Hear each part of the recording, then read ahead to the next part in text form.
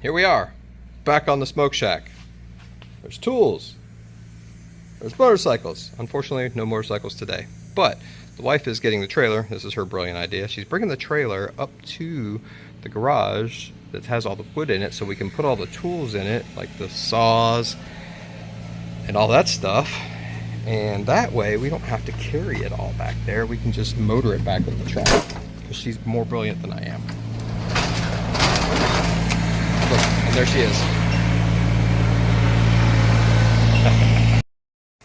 All right, number one, finish up that last brace up there. And then number two, on both sides, go from there to there at an angle to finish up that bracing and just kind of, I don't know, make it sturdy and look nice. And then rafter, rafter, rafter, rafter, rafter, rafter. Yup, good times. All right, this mark and that one over there are directly between those two. So set them on top of that, make the line coming up, cut on the inside of the line, and then we have a nice little cap part right in there. All right, that's all cut, both sides. But now I'm gonna have to go up there and chainsaw off those posts on that side and that side. Just those two. Just those two.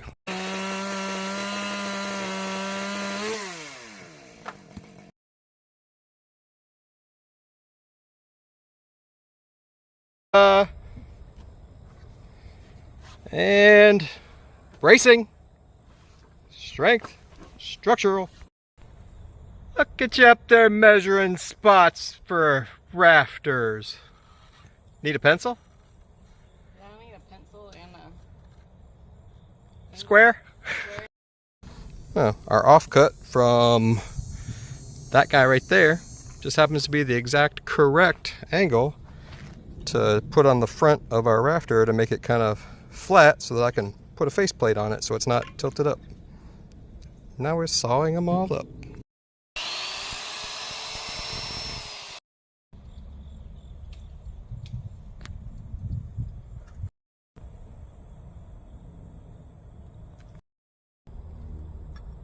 Bought this saw 35 years ago with my first house, 35-ish.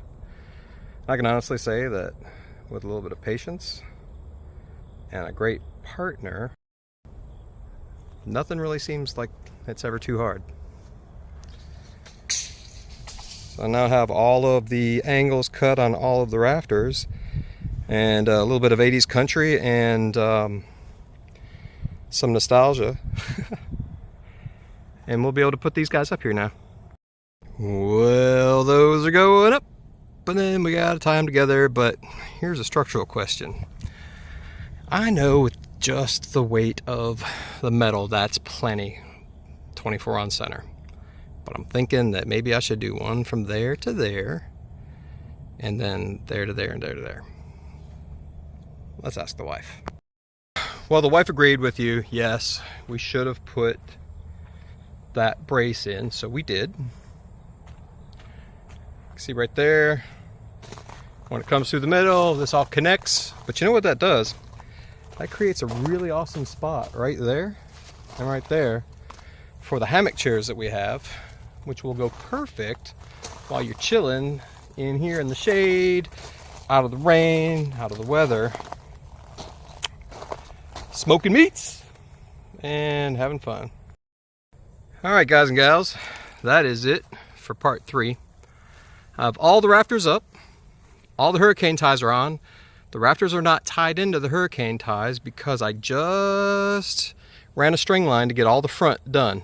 So the overhang on the front is done. The overhang on the back is done. Look at that perfect line right there. All we gotta do now is put the screws into the rafters on the hurricane ties, which are already tied to the structure. And then picture this. There will be lattice up on the top here, all the way around, so the air can flow, but the shade and the rain will stay out. Walk up to the ear. Remember, that right there is going to be a hangout spot under the carport. Camper there, hangout spot there. Mosey up to this part right here. There will be a 2x10-ish, something like that, this way for a bar to hang out and put stuff. There will be, from there to there, an actual countertop, the whole length for prep work. So as I'm smoking, the prep work will go right here. That will be the smoker there. Grill will probably either be there or there. All the wood, corner, lattice down here so air can flow but keeps the sun out. Probably not going to do lattice there. I think I like that. Tin roof, by the way. Yeah. Same thing here. 2x10 or whatever. Same thing here. 2x10 or whatever. So we can sit in a stool right here, put a beverage or a book or homework or a computer if we want to just hang out. That pile will actually be gone as soon as it gets cold enough to burn it, and then we'll smooth it all out. And then all of the utility equipment over there will be that way somewhere, but look at that view. That's going to be awesome. And then over here we can put another hammock chair. This part will be open. All of that wood will be able to go inside. There will be plenty of space out of the sun, out of the rain. I think this is going to be an amazing addition to Deviate Farm. Something we've been working on nonstop for the last 4 or 5 years. It's a dream we have to be on our own, self-sufficient, out of the world. So by the time that we retire, this place will be done, and it'll be a place that we won't want to leave. It'll be a place that all of our family and friends want to come and visit us, but not too often. And yeah, it's the Smoke Shack Edition. Next up, stain, countertops, stain, and then roof. But so much for that. This is part 3, Return of the Craftsman.